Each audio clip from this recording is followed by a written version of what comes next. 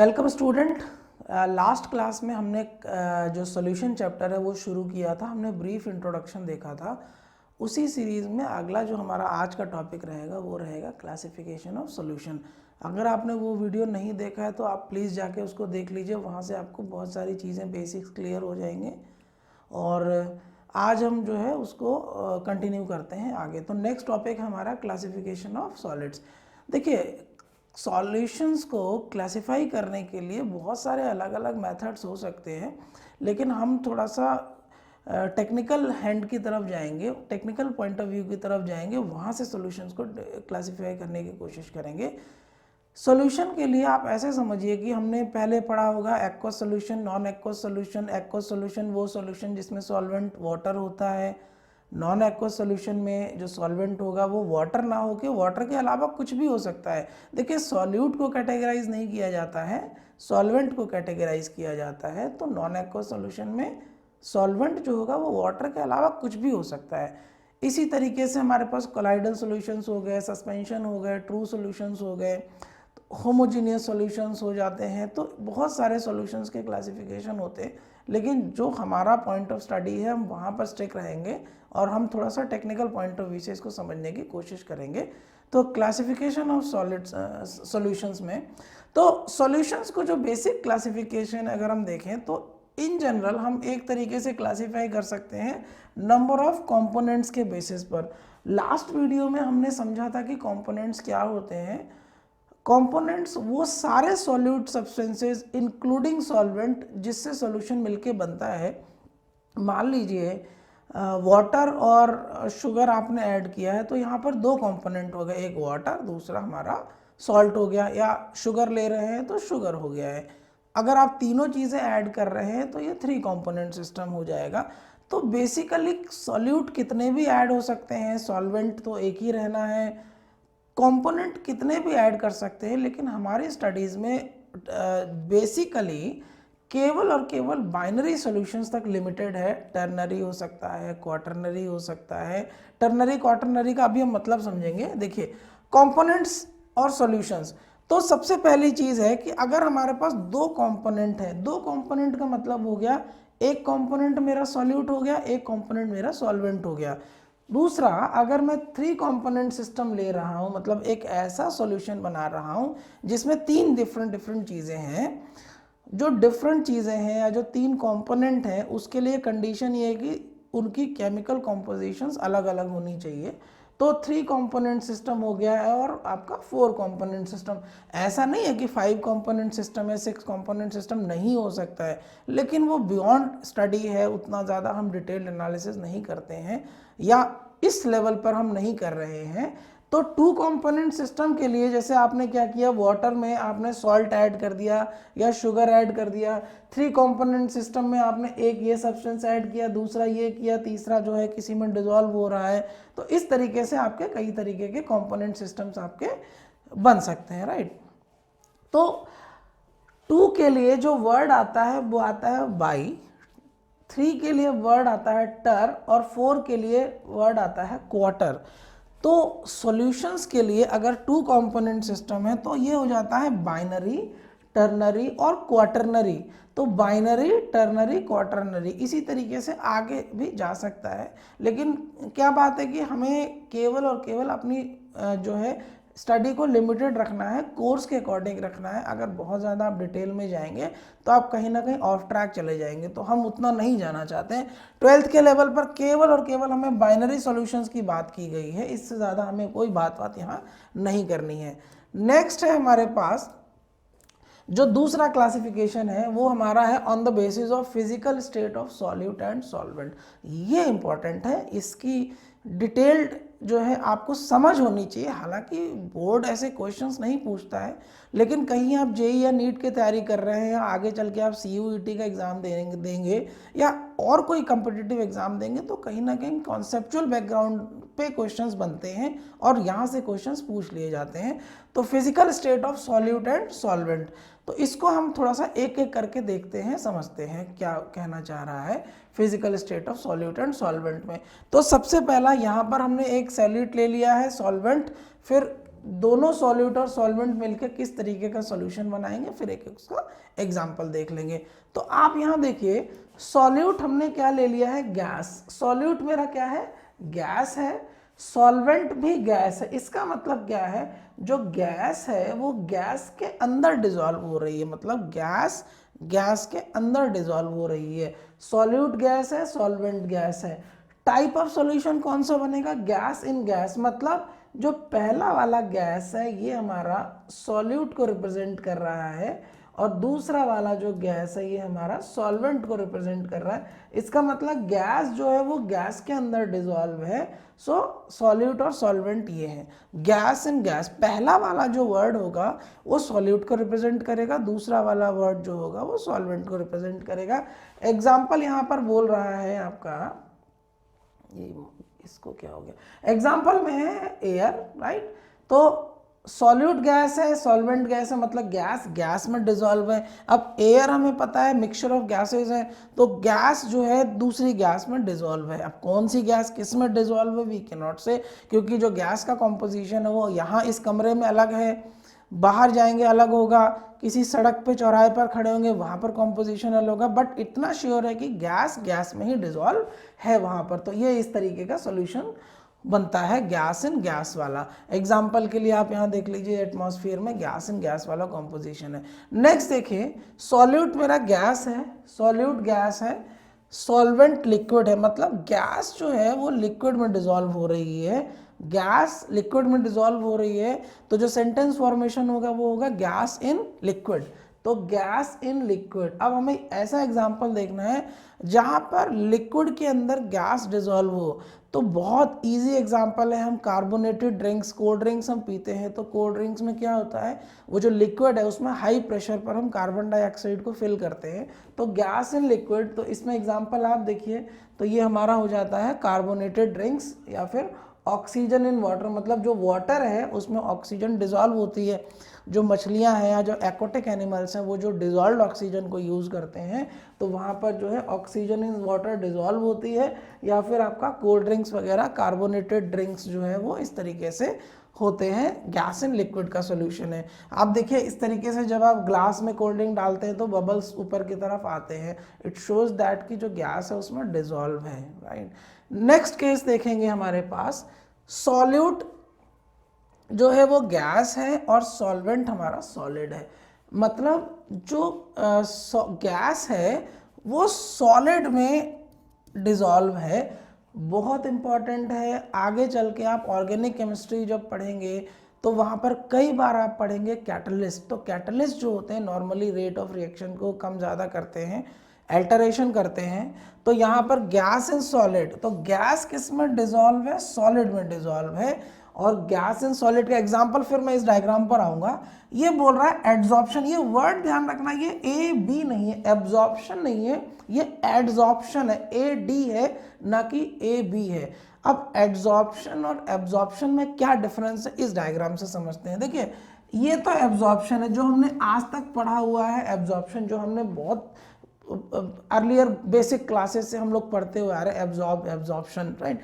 यहाँ पर एब्जॉर्प्शन में क्या हो रहा है, जो पार्टिकल्स हैं, ये जो पार्टिकल्स हैं ये इसके अंदर एब्जॉर्ब किए जाते हैं और पूरा अंदर कोर तक वो एब्जॉर्ब हो जाते हैं। जैसे एक आप फोम ले लीजिए, फोम में आप वाटर को एब्जॉर्ब करेंगे तो ऐसा नहीं होगा कि जो वाटर है केवल फोम की आउटर सरफेस को ही वेट करेगा, उतने में ही सोक करेगा, लेकिन वो पूरे के पूरे अंदर बल्क सरफेस के अंदर कोर तक पहुंच जाएगा। तो ये फिनोमेना हो गया एब्जॉर्प्शन। अब एड्सॉर्प्शन क्या है, जो भी हम सॉल्यूट पार्टिकल्स को हम जो किसी दूसरे पार्टिकल या किसी दूसरे सब्सटेंसेस में हम इन्फ्यूज़ करते हैं, तो वो इन्फ्यूज़न जो है वो केवल और केवल सरफेस तक रहता है, अंदर नहीं जाता है, सरफेस तक, ध्यान रखिएगा। तो यहाँ पर क्या हो रहा है, ये जो भी पार्टिकल्स हैं ये सारे पार्टिकल जो हैं ये सरफेस पर रहेंगे, सरफेस पर, अंदर नहीं जाएंगे। अब बात आती है कि इस सरफेस पर रहने का बेनिफिट क्या है। नॉर्मली एग्जांपल पर ही आते हैं पहले, जो हाइड्रोजन है इसको इन्फ्यूज कराते हैं हम निकिल, प्लैटिनम या पैलेडियम के सरफेस पर। ये बहुत अच्छा कैटलिस्ट है, आगे चल के हम देखेंगे, कभी ऑर्गेनिक केमिस्ट्री के चैप्टर्स करेंगे। अब देखिए यहाँ पर क्या हो रहा है, जैसे एक सरफेस है, ये मान लेता हूँ मैं निकेल ले लिया या प्लैटिनम ले लिया। अब यहाँ पर क्या हो रहा है, इसके सरफेस पर हाइड्रोजन गैस को हम क्या करते हैं, एड्जॉर्ब करवाते हैं। मतलब जो हाइड्रोजन गैस होगी वो केवल और केवल सरफेस तक रहेगी, उसके अंदर नहीं जाएगी। अब इसका बेनिफिट क्या है, सरफेस तक रहेगी। जब भी हमें रिएक्शन करवाना होता है, किसी रिएक्शन के लिए कुछ फेवरेबल कंडीशंस हमें बनानी होती हैं, या हमें हाइड्रोजन के साथ रिएक्शन कराना होता है, तो हाइड्रोजन अपने आप में गैस है, लाइटर गैस है। लाइटर गैस है तो वो क्या करेगा, बहुत ज़्यादा हाई एनर्जी कंटेंट रहेगा। एक तो साइज छोटा है, हल्की बहुत है, थोड़ी सी एनर्जी देने पर वो क्या करेगा, बहुत ज़्यादा जो है एक्सपेंशन शो करेगा और वो उस सरफेस से दूर जाएगा। लेकिन रिएक्शन करने के लिए सरफेस पर होना गैस को ज़रूरी है, या उस विसिनिटी में गैस को होना ज़रूरी है। तो इससे हम क्या करते हैं, हाइड्रोजन को क्या करते हैं, सरफेस पर एड्जॉर्ब करवा देते हैं, और बाद में जिसके साथ इसका रिएक्शन कराना होता है तो करते हैं। तो होता क्या है, जो सरफेस पर एड्जॉर्ब हाइड्रोजन है ये उसके साथ रिएक्शन करती है और जो प्रोडक्ट बनना होता है बनाता है। दूसरा, जैसे कैटालिटिक हाइड्रोजनेशन है तो वहाँ पर भी इस तरीके के जो है प्रोसेस को यूज़ किया जाता है। तो ध्यान रखिएगा, एड्जॉर्प्शन में क्या करते हैं, हम गैस को सॉलिड में इन्फ्यूज़ कराते हैं, एड्जॉर्ब कराते हैं, और ये एड्जॉर्प्शन या इन्फ्यूजन जो है वो केवल और केवल सरफेस तक रहता है। यहाँ पर आप देख लेंगे, the absorption of hydrogen by metals like palladium platinum is called. अच्छा, ये एक इंपॉर्टेंट चीज़ है, ये भी देख लीजिएगा। इस प्रोसेस को क्या कहते हैं, मतलब प्रोसेस क्या हुआ, हाइड्रोजन गैस को लिया और हमने उसको सरफेस पर इन्फ्यूज़ कराया, सरफेस पर उसको एब्जॉर्ब कराया। इस प्रोसेस को बोलते हैं ऑक्लूजन। ये वर्ड याद रखिएगा, हो सकता है आपको कभी किसी कम्पिटिटिव एग्जाम में मिल जाए। ऑक्लूजन हमारे पास ये वर्ड है। चलिए नेक्स्ट आते हैं, अगला हमारे पास जो क्लासिफिकेशन है, यहाँ पर हमने क्या कर लिया है, सॉल्यूट ले लिया है लिक्विड, और सॉल्वेंट ले लिया है गैस। मतलब लिक्विड जो है वो गैस में डिजॉल्व होने जा रहा है। तो जो हमारा फॉर्मेशन होगा सेंटेंस का, लिक्विड इन गैस, तो मतलब जो पहले वाला होगा वो हमारा सॉल्यूट होगा, लिक्विड सॉल्वेंट मेरा हो जाएगा gas, liquid in gas. Example देखिए, evaporation of liquid moist nitrogen gas. जो नाइट्रोजन गैस होती है उसके अंदर मॉइस्चर कंटेंट है, तो गैस का पूरा एनवलप है, उसके अंदर मॉइस्चर है, मतलब H2O है। या दूसरा, जितना भी एवापोरेशन फिनोमेना होता है उस सारा का सारा एवापोरेशन फिनोमेना देखें तो यही तो होता है। एवापोरेशन का मतलब एटमॉस्फेयर में गैस है, वाटर एवापोरेट हो रहा है, तो जा तो कहीं ना कहीं गैस में ही रहा है। तो एवापोरेशन जो फिनोमेना होता है वो जहाँ पर सॉल्यूट लिक्विड होता है और सॉल्वेंट गैस होता है। अब देखिए फिर बेसिक डेफिनेशन पर चलेंगे। सॉल्यूट जो होगा वो लेसर क्वांटिटी में होगा, तो क्योंकि एवापोरेशन जब हो रहा होगा तो जो वाटर के जो मॉलिक्यूल्स होंगे, जो वेपर होंगे, वो कम क्वांटिटी में होंगे as compare to the gas, right. So ये हमारे पास एक एग्जांपल है जहाँ पर हम नाइट्रोजन गैस जो है वो देख सकते हैं किस तरीके से मॉइस्ट कंडीशन पर है, तो मॉइस्चर जो होगा उसके अंदर ट्रैप होगा। नेक्स्ट है हमारे पास लिक्विड इन लिक्विड। तो लिक्विड में है तो ये तो बहुत ही आसान हो गया, लिक्विड मतलब पानी के अंदर दूसरा कोई सोल्यूशन ऐड कर दें, तो जो हमारी सेंटेंस फॉर्मेशन होगी वो लिक्विड इन लिक्विड, मतलब एक लिक्विड दूसरे लिक्विड, मतलब सॉल्यूट भी लिक्विड है और सॉल्वेंट भी लिक्विड है। एग्जाम्पल के लिए बढ़िया एग्जाम्पल है ethyl alcohol in H2O। Ethyl alcohol C2H5OH, ethyl alcohol ये रही, और वाटर में ऐड करते हैं। काफ़ी सारे लोग जो इस वीडियो को देख रहे होंगे इससे बहुत ज़्यादा परिचित होंगे, उनके लिए कोई नया नहीं होगा, ये बहुत फेमिलियर होगा।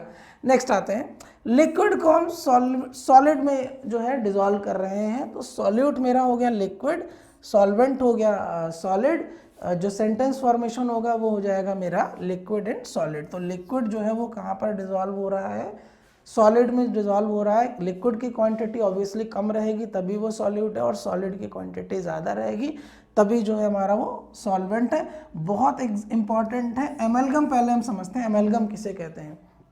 देखिए पीरियोडिक टेबल में आप देखेंगे जो मरकरी है वो एक ऐसा मेटल है जो रूम टेम्परेचर पर लिक्विड स्टेट में एग्जिस्ट करता है। थर्मामीटर देखेंगे, डिजिटल वाला नहीं, जो ये वाला एनालॉग वाला जो होता है जिसमें हम नंबर रीड करते हैं। यहाँ पर क्या होता है, एमलगम का मतलब है, एमलगम जो वर्ड है वो मरकरी के लिए बनाया गया है। तो मरकरी जब किसी और मेटल के साथ एक एलॉय फॉर्मेशन करता है या कुछ सब्सटेंस फॉर्मेशन करता है जहाँ पर वो मिक्स होता है, तो मरकरी रहेगा लिक्विड स्टेट में, दूसरा जो एलिमेंट होगा जो वो होगा सॉलिड स्टेट में। तो देखिएगा लिक्विड एंड सॉलिड, लिक्विड में क्या है मरकरी है, सॉलिड में कोई एलिमेंट है जो उसके साथ एलॉय बनाने की टेंडेंसी रखता है। तो एमेल्गम का मतलब है कि मरकरी जो है किसी सॉलिड के साथ कुछ नया एलॉय फॉर्मेशन है, नया कॉम्पोजिशन फॉर्म कर रहा है। तो amalgam is an alloy of mercury with another metal, amalgam is an alloy of mercury, mercury का एलॉय। जब भी कभी भी वर्ड आएगा एमेल्गम तो आप ध्यान रखिएगा ये मरकरी के एलॉय की बात कर रहा है, विद अनदर मेटल, किसी दूसरे मेटल के साथ।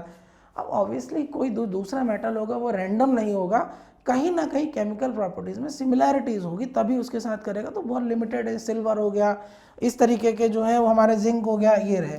तो amalgam of mercury with tin, silver and zinc, ये तीन एलिमेंट को आप खास ध्यान रखिएगा। जो मरकरी है, मरकरी जो है वो सिल्वर के साथ एमेल्गम बना रहा है, जिंक के साथ एमेल्गम बना रहा है, टिन के साथ। अगर सिल्वर के साथ एमेल्गम बना रहा है इसको हम बोलते हैं सिल्वर एमेल्गम, अगर जिंक के साथ बनाएगा तो जिंक एमेल्गम, अगर टिन के साथ बनाएगा तो टिन एमेल्गम। एमेल्गम का मतलब मरकरी इन्वॉल्व है। ये जो होते हैं ये एमेल्गम डेंटल फिलिंग में यूज होते हैं। तो कभी आपसे ये क्वेश्चन आपको कहीं ना कहीं देखने को हो सकता है मिल जाए बाय चांस, तो ऐसे क्वेश्चंस बन जाते हैं कई बार। तो ये हमारे पास एक दूसरा जो हमारे पास क्लासिफिकेशन ऑफ सॉल्यूशंस हो जाता है। नेक्स्ट आते हैं physical state of solid and solvent के बेसिस पर। सॉल्यूट मैंने ले लिया है सॉलिड, सॉल्वेंट में ले रहा हूं गैस, सॉलिड जा रहा है गैस में, मतलब सॉलिड गैस में डिसॉल्व होने जा रहा है, सेंटेंस फॉर्मेशन हो रहा है सॉलिड इन गैस, पहला वाला सॉल्यूट बाद वाला solvent, solid in gas. Example में आयोडीन इन नाइट्रोजन, मतलब नाइट्रोजन गैस है, देखिए नाइट्रोजन गैस है, नाइट्रोजन गैस में आयोडीन है, ठीक है ना। मतलब आप ऐसे समझिए आयोडीन का कोई पीस रखा हुआ है, कोई ब्लॉक रखा हुआ है, उसके ऊपर क्या है नाइट्रोजन है। और दूसरा एग्जांपल है एवापोरेशन ऑफ कैम्फर। कैम्फर मतलब जो कपूर हम जलाते हैं, तो कपूर जलाते हैं तो कपूर हो गया सॉलिड फॉर्म में, उसके चारों तरफ कैसा है एयर है। जब आप कपूर को जलाते हैं तो उसी एयर को वो यूज़ करता है, उसी ऑक्सीजन को यूज़ करता है, क्योंकि बर्निंग के लिए तो ऑक्सीजन चाहिए ही चाहिए है ना, तो उसी ऑक्सीजन को यूज़ करके वो कंबशन करता है। तो एक्चुअली कहीं ना कहीं जो कैम्फर का जो एवापोरेशन होता है वो इस तरीके का एक हमारे पास सॉल्यूशन बनता है सॉलिड इन गैस। तो ये हमने सभी ने बहुत देखा होगा, पूजा पाठ वगैरह होती है तो घरों में भी पूजा होती है तो लोग जो है वो इस तरीके से कपूर जलाते हैं। नेक्स्ट है हमारे पास सॉलिड इन लिक्विड, मतलब जो सॉलिड है वो लिक्विड में डिसॉल्व हो रहा है, सेंटेंस फॉर्मेशन हो जाएगा सॉलिड इन लिक्विड। एग्जाम्पल में हमारे पास बहुत आसान है, शुगर हम ले रहे हैं, चीनी ले रहे हैं और सॉल्ट ले रहे हैं और हम उसको वाटर में डिसॉल्व कर रहे हैं। तो इसमें मुझे नहीं लगता बहुत ज़्यादा हमें डिस्कस करने की कोई ज़रूरत है। चलिए नेक्स्ट आते हैं सॉलिड इन सॉलिड, मतलब सॉलिड के अंदर सॉलिड। इम्पॉर्टेंट है, एग्ज़ाम वगैरह में पूछ सकता है, जितने भी एलॉयज़ हमारे होते हैं वो सभी सॉलिड इन सॉलिड का ही एग्जाम्पल है। जो भी आप एलॉय ले लीजिए, चाहे वो किसी, जैसे आपने पढ़ा होगा सॉलिड सॉल्यूशन, तो सॉलिड सॉल्यूशन में इंटरस्टिशियल सॉलिड सॉल्यूशन है या सब्स्टिट्यूशनल सॉलिड सॉल्यूशन है, तो उसमें क्या हो रहा है एक सॉलिड मेटल के अंदर दूसरा सॉलिड मेटल यूज़ कर रहे हैं, उसके अंदर इनकॉर्पोरेट कर रहे हैं, तो जो सॉल्यूशन फॉर्मेशन होती है वो सॉलिड इन सॉलिड होती है। जितने भी हमारे मेटल के एलॉयज हैं वो सारे के सारे सॉलिड ही हैं, ठीक। इसी तरीके का सॉल्यूशन जो है फॉर्म करते हैं। ब्रॉन्ज जो है it was the one of the first alloy जो ह्यूमन ने बनाया था, ब्रॉन्ज एलॉय, ध्यान रखिएगा पहला जो है एलॉय है वो ह्यूमन ने बनाया था। चलिए अब हम कुछ इससे रिलेटेड कुछ क्वेश्चंस कर लेते हैं, फिर हम आगे बढ़ते हैं। पहला क्वेश्चन जो भी हमने पढ़ा है बस उसी पर है, तो कम से कम आपको भी ये आइडिया लग जाएगा कि आपने जितना पढ़ा है आप देखें कितना आपको याद रहता है उसमें से। What type of solution is soda water, soda water किस टाइप का सॉल्यूशन होता है। तो सबसे पहली चीज़ सोडा वाटर मतलब वही जो कोल्ड ड्रिंक हम और आप पीते हैं। सोडा वाटर में क्या होता है, एक तो पानी हो गया, मतलब पानी मतलब फ्लेवर्ड वाटर हो गया, जो भी इनका जो अपना फ्लेवर रहता है, उसके अंदर हम क्या करते हैं उसके अंदर हम क्या करते हैं कार्बन डाइऑक्साइड डालते हैं। ये जो भी हमारा फ्लेवर्ड वाटर हो गया, मतलब जो भी उनका अपना एक पर्टिकुलर फ्लेवर है, तो इसमें क्या हो रहा है, जो हमारा गैस है वो डिजॉल्व हो रही है लिक्विड में। तो आप इसको देखेंगे, it is a gas in liquid. ध्यान रहे, पहला वाला सॉल्यूट, दूसरा वाला सॉल्वेंट। तो ये ध्यान रखिएगा, पहले सॉल्यूट आएगा बाद में सॉल्वेंट, मतलब गैस जो है वो डिजॉल्व हो रही है लिक्विड में। तो जो सोडा वाटर है वो हमारा गैस इन लिक्विड टाइप का फॉर्मेशन है, राइट। नेक्स्ट आते हैं, what type of solution is bronze. तो ब्रॉन्ज, पहली चीज ब्रॉन्ज एक एलॉय है। अब एलॉय के लिए हमने देखा था सॉलिड इन सॉलिड, मतलब एक सॉलिड दूसरे सॉलिड में जा रहा है। जो एलिमेंट ज़्यादा क्वांटिटी में होगा वो सॉल्वेंट की तरह बिहेव करेगा, जो कम क्वांटिटी में होगा वो सॉल्वेंट की तरह बिहेव करेगा। इस तरीके का ब्रॉन्ज एलॉय है। ब्रॉन्ज के लिए आप थोड़ा सा देखिएगा, solid and solid type of solution, it is a homo. हाँ, एक और ध्यान रखिएगा, सॉल्यूशन की बेसिक डेफिनेशन क्या है, होमोजीनियस मिक्सचर होना चाहिए। अगर होमोजीनियस नहीं है तो फिर वो सॉल्यूशन नहीं कहलाएगा, फिर वो मिक्सचर कहलाएगा। तो it is a homogeneous mixture of copper and tin. तो ब्रॉन्ज जो है वो कॉपर और टिन का एलॉय है। इसी तरीके से दूसरा क्वेश्चन पर चलते हैं, what type of solution is brass. तो जैसे ब्रास और ब्रॉन्ज, ये कुछ बहुत ही ज़्यादा कॉमन एलॉयज हैं जिनसे क्वेश्चंस कभी कभार बन भी जाते हैं। तो ब्रास जो हो गया हमारे पास, ये भी वही चीज़ है, solid and solid type, homogeneous mixture है कॉपर और जिंक का।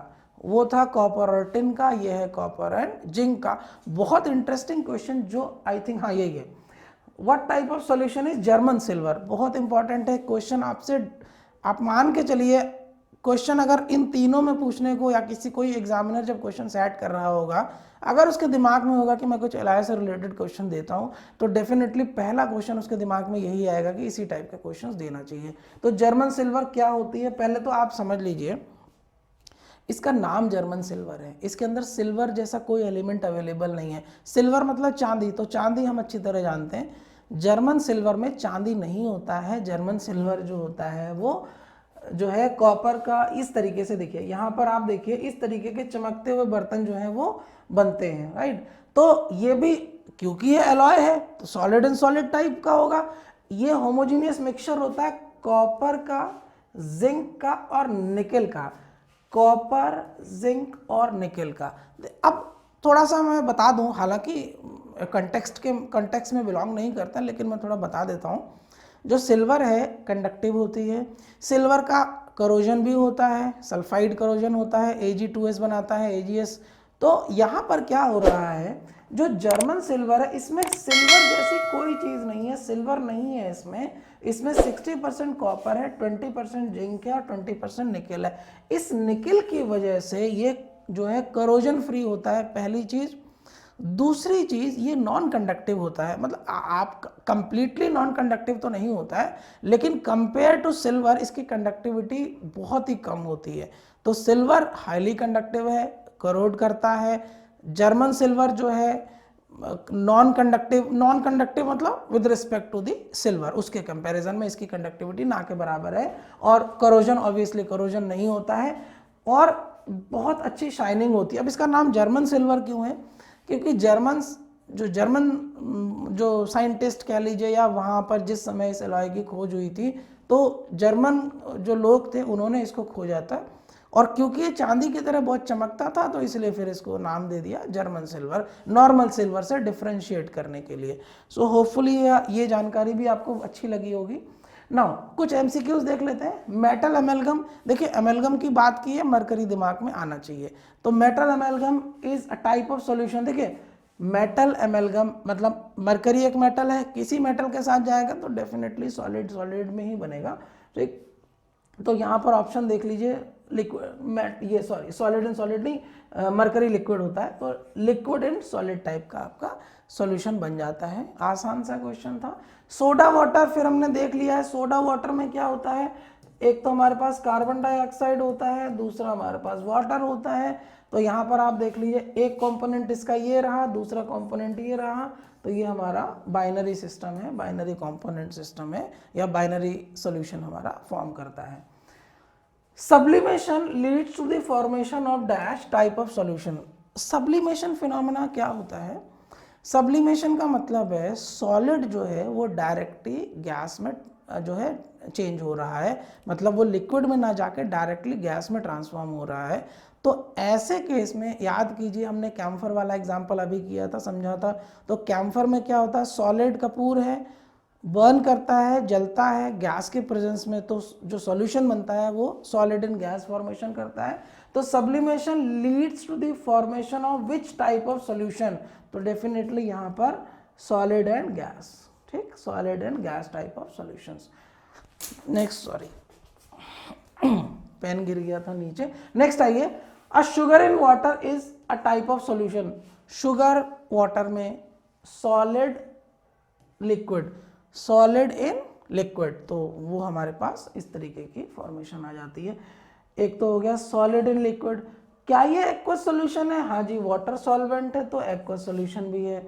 नेक्स्ट पॉइंट देखते हैं क्या बोल रहा है, क्या ये बाइनरी सॉल्यूशन है? दो कंपोनेंट है, ठीक है, बाइनरी सॉल्यूशन है, राइट। ऑल ऑफ दिस, सारे ऑप्शंस इसके करेक्ट होते हैं। तो इस तरीके के क्वेश्चंस भी आपको इन जनरल देखने को मिल सकते हैं।